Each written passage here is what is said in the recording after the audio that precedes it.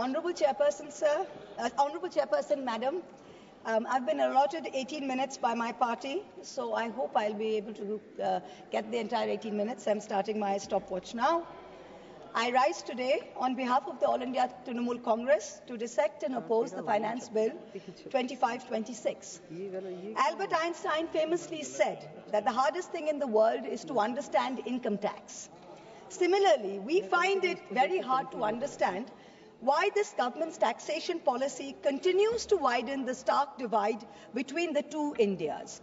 A Kuber's India for the elite and the privileged, and another, Vishwakarma's India, for the masses who are bearing the brunt of this government's economic mismanagement.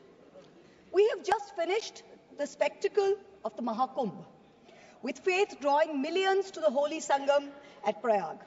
The government is patting itself on its back for organizing the grandest spectacle that humankind has ever seen.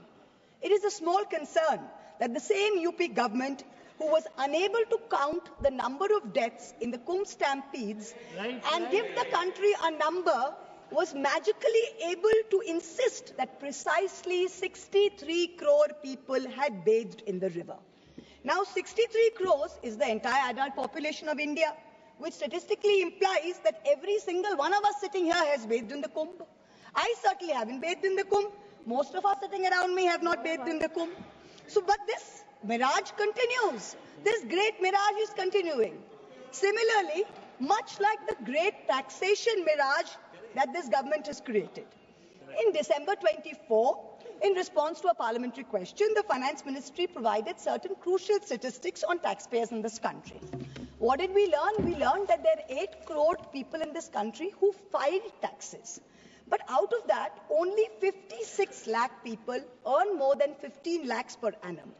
These 56 lakh individuals, these are the engine of India's entrepreneurial and services economy. They are the only ones effectively paying direct income tax.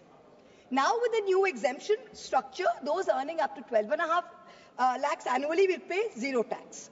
Let's be clear, income tax is leviable only on 56 lakh people out of 140 crore population. Yet, we have a massive income tax department with supernormal, snooping, police-like powers and unchecked discretion operating under the pretense of enforcement. What is the purpose of this? The 56 lakh people at least have a graded tax system, but for the rest of India, Vishwakarma's India, there is no relief. For the 139 crore people in Vishwakarma's India, GST is the great equalizer, but in the most regressive way possible. In financial year 23-24, the Government of India collected 20 lakh crores in GST, which comes to about 15,000 rupees per person. So a billionaire and a daily wage earner both pay GST on food, on transport and essential commodities. The government has done nothing to alleviate this burden. There is no discussion on reducing indirect taxes on essential commodities, no roadmap to ensure fairer wealth distribution. All social sector spending has actually seen contractions. Let me give you a few examples. The finance bill mentions an health and education cess of 4% on income tax. No problem. Everyone's happy to pay this if it goes in the right way. You're taking our money, fine. The Kothari Commission in 1966 had said that 6% of India's GDP must be spent on education. Successive national education policies, including NEP 2020, insisted 6% of GDP must be spent on education. What are we spending today? Around 4.5%. What is China spending? 6.2%. This government's own national health policy of 2017 said that public health must account for 2.5% of GDP. What is this government spending today in the last budget? 1.94%. We must be the only country with a declining spending in health. The last few years, we have come down from 2% to 1.94%. So, Madam Finance Minister, wherever you are, I hope you're listening to me. Taxpayers don't mind paying extra cess for health and education, but at least spend it. Give the country what it deserves. Food subsidies have been slashed even as inflation has bitten into rural households. Between January and December of 2024, rural inflation was 5.4%, a full 100 basis points higher than urban inflation. mainly driven by higher food prices. Manrega is still underfunded. Last year's allocation was 86,000 crores. This year's allocation is also 86,000 crores, even though there's higher demand. If you pay West Bengal its 7,000 crores, which it is due, then you are even decrease the outlay even more. This time you guillotined the food and public distribution demand for grants. There was no discussion. Yet there are certain points that everyone needs to know.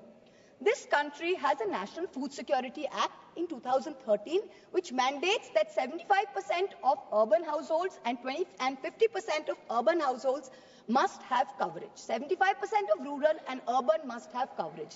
Today, 81 crore people are getting 5 kg of free rations per month by this government.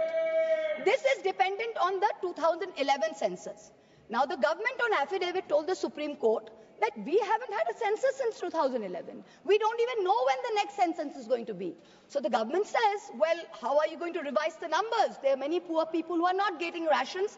The new number is an extra 13 crore must be given rations. Government says, we don't know. We don't have a census. So Supreme Court says, what do you have? We have an unorganized migrant portal, the e-Shram portal. According to the e-Shram portal, 8 crore new people must be given rations. The government is steadfastly refusing to give this 8 crore people rations. Please note, these people are paying GST. They are paying GST. You're raising 20 lakh crores based on these people, yet you're not giving them 8 crores people rations per month according to the Food Security Act. Now, this kind of iniquity, I'm not comfortable with it. We certainly don't want this on our conscience. Certainly not. Now what we're talking about is that when you go to you keep saying democracy, democracy, democracy. The Honorable Prime Minister is talking to podcasts all over the world talking about freedom to criticize and democracy and democratic processes. We welcome it. But for a democracy to function, it is vital that its electoral processes be above board and above question. The legislative department in the law ministry is the nodal department which controls all spending for elections, for polls, for appointment for the poll members. The Honorable Finance Minister this year allocated 300 crores for voter ID cards, allocated 600 crores for election expenses, allocated 19 crores for EVM machines. But here we have an election commission that is refusing to give 100% VVPAT paper trails. It is refusing to make 17C forms public. It is refusing to give us new additions and deletions to the voter list. It is refusing to explain how duplicate epic cards are being issued in Murshidabad and in Gujarat. So spend taxpayers' money, but use it in the right way. We need some answers. Now let us examine the myth and the reality of this government's growth story. The Honorable Finance Minister claimed that India will grow at 6.5% next year. This forecast, by the way, is down from 9.2% predicted in 23-24. Just before he became RBI governor, former Revenue Secretary Sanjay Malhotra in December warned government tax officials that they should not kill the proverbial golden goose with their demands. Net foreign inflows fell to 1.2 billion between April and December, down from 7.8 billion.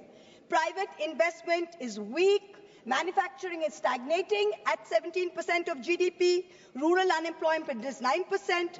Fiscal deficit has come down to 4.4%. Agreed. But that's not happened because of revenue growth. That's happened because you've cut essential spending to the poor. This is economic mismanagement, not fiscal prudence. The government's obsession with corporate incentives has only favored big businessmen, where small businesses and laborers have got hurt. You slashed corporate income tax in 2019 from 30% to 22%. Has private investment picked up? No. So who have these tax cuts benefited? Let me look at just one example. Let's not forget that all tax rules are written for Vishwakarma's India, not for Kuber's India, not for favorite businessmen. When it comes to crony capitalists, there are special rules. Please listen.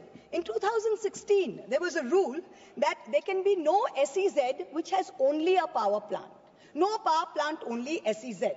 But for a very special friend, Mr. A, this was done in Godda, Jharkhand. Mr. A received not only billions in benefits during the capex phase, but receives an ongoing benefit on no import duty for importing coal, no coal cess, no domestic supply obligation. Savings of clean energy cess were 320 crores per annum. Custom tax and GST benefits were another 2,000 crores. Now that things with Bangladesh have soured, the government has said you can sell power domestically. But have you recovered the back interest and the taxes which were meant for the SEZs? Plant was built by a Chinese contractor with Chinese equipment, customs duty free, GST free, tax free, not using Jharkhand coal, not giving Jharkhand power, not paying clean energy cess, and currently employing less than 1,000 people. For some people, rules, laws, acts mean nothing. गरीब लहरों पे पैरे बिठाए जाते हो, समंदरों की तलाशी कोई नहीं लेता. Stock market investors, corporates, small business owners have all become victims of the worst kind of tax terrorism. According to the last budget receipt of July 24, total income tax under dispute was 10.5 lakh crores. This figure has doubled from 5 lakh crores in 2015 to 10.5 lakh crores now in 23. So much for the promise of eliminating tax terrorism. When you're looking at the CBDT's Action Plan 24-25, it gives us data on pending appeals. It's telling us every year there are more pending appeals than appeals which are being disposed of. So what kind of dispute resolution are we managing? It is estimated that there are 6 lakh pending appeals today. The Indian IT tax department has followed an adversarial approach. It unnecessarily pursues all appeals at all levels, regardless of outcome. And all the department officials, there is absolutely no penalty on pursuing frivolous regulation. So kahin bhi kuch bhi case laga do. There's bad drafting of tax laws, different interpretations, high courts are providing divergent opinions, there's confusion. The judiciary simply cannot handle this mountain of pending appeals. More than 17.5 lakh Indians have acquired foreign citizenship of another country in the past decade. An estimated $21,300 millionaires left India in the past 3 years alone. तुमसे दूर जाने की ख्वाहिश नहीं, पर तुम्हारी शक की डर से बहुत डर लगता है. तुमसे दूर जाने की ख्वाहिश नहीं, पर तुम्हारी शक की नजर से बहुत डर लगता है. This is what people are telling this government. GST is a nightmare. You are having to wade through 100 different tax rates, including cesses. Multiple rates, ensuing confusion has facilitated an alarming GST evasion of 2 lakh crores, almost double the 1 lakh crore evasion that was there in fiscal year 2023. 18,000 fraudulent entries have been uncovered. Many more are likely. Senator Barry Goldwater, the Republican senator in the United States, famously said that the Income Tax Act has created more criminals than any other act of government. This is really proving true in India's case. Honorable Chairperson, the government's draconian taxation policies have turned our stock market into a breeding ground for tax uncertainty. Let's examine the facts. They're mind-boggling. 2004, capital gains tax eliminated, replaced by a 0.1% securities transaction tax. 2018, BJP government reintroducing 10% long-term capital gains tax. 2024, this long-term capital gains hiked to 12.5%. Short-term capital gains increased from 10% to 15% in 2018 to 20% in 2025. Securities transaction tax hiked by 60% in 2024. Corporate dividends, once taxed at flat 15%, are now taxed at slab rates with TDS. The government and the SEBI have together destroyed wealth creation in the stock market, both domestic and foreign. When you have Europe, when you have the US, you have Singapore, who are aggressively attracting investors, we are driving them away with policy arrogance and excessive taxation. Also, the new Income Tax Amendment Act contains something rather alarming in the fine print. Is the government trying to bring back electoral bonds in another shape or form? The bonds were declared unconstitutional in February 24 by the Supreme Court. And yet, in the new Income Tax Bill 25, Schedule 8, provisions relating to the electoral bonds are mentioned. Is this legislative oversight? In which case, very shoddy work on your part. And if it's not oversight, then it shows that you're keeping the road open so some kind of back entry to your favorite Hafta collection system. This is very clear. Electoral bond data shows that companies with negative profits donated 434 crores to the BJP. 41 companies under investigation donated 2,500 crores to the BJP. 30 companies facing investigation donated 335 crores. Madam Finance Minister, the CBDT in your hand is an engine to spur India's growth through transparent and progressive taxation. Please do not turn it into another rogue agency like the ED and the CBI, who have essentially become professional collection agents for this government. 193 cases pursued by the ED, 2 convictions. 2 convictions. 97% of ED cases are against opposition politicians. 23 of 25 switched to BJP, cases were dropped. We are now truly in an Orwellian state. The finance bill doesn't merely focus on taxation. It gives the government sweeping powers of surveillance under the guise of preventing tax evasion. The government now seeks the right to monitor emails, see social media accounts, private messages. The finance ministry can share this data with the enforcement directorate, with the IT department and all other agencies. If 97% of this country is tax exempt, then who will the tax authority scrutinize? The poor 3% who are actually paying taxes, who are the hardworking individuals, who are propping up the service sector. Instead of using Pegasus secretly, the government is now openly spying in the name of suspicion. The new income tax law enables the sharing of information across 10 government agencies. Is this the government's idea of respecting tax-paying citizens who are funding its coffers?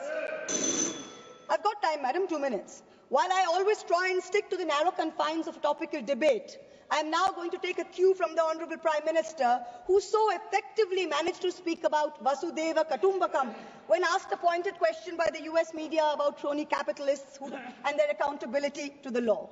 So I too am digressing to speak on an issue which has immense controversy and intrigue attached. The story about bundles of currency notes discovered in the outhouse of a judge of the Delhi High Court. Now, the veracity of the incident is still being ascertained, but the Godi media has gone to town debating whether the appointment of judges and how the government of the day must have a preponderant say in the appointment process.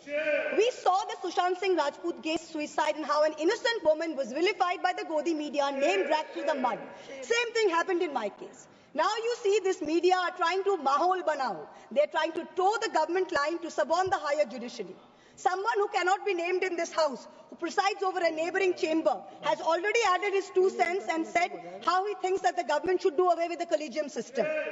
Mark my words, just like the Election Commission has been emasculated by the government takeover of its appointments process, this brouhaha and media plans are the beginning of an effort to bring back something like the NGAC with complete government control and do away with the collegium system. No amount of money apportioned to the judiciary will be of any avail unless its independent character is zealously guarded. This is something that we in this House must be allowed to debate. Coming back to the finance bill, it is nothing but a testament to this government's flawed economic vision. I oppose this bill because it taxes the wealth creators, ignores, I've got 10 seconds, madam, ignores the poor and empowers the government with unchecked powers of intrusion. India deserves better. I end by quoting George Orwell in 1984. Every record has been destroyed or falsified, every book rewritten, every picture has been repainted, every statue and street building has been renamed, every date has been altered. And the process is continuing day by day and minute by minute. History has stopped. Nothing exists except an endless present.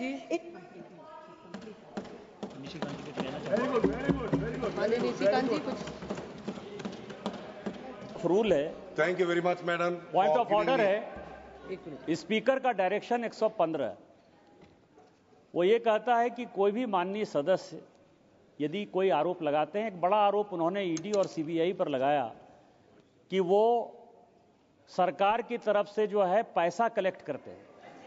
मेरा आग्रह होगा कि उनको authenticate करने के लिए कहिए कि ईडी और सीबीआई ने कौन सा टैक्स कलेक्ट गवर्नमेंट के लिए किया, किन लोगों को परेशान किया. यदि नहीं करते हैं तो एक्सपंज करिए और नहीं तो प्रिविलेज चलाइए.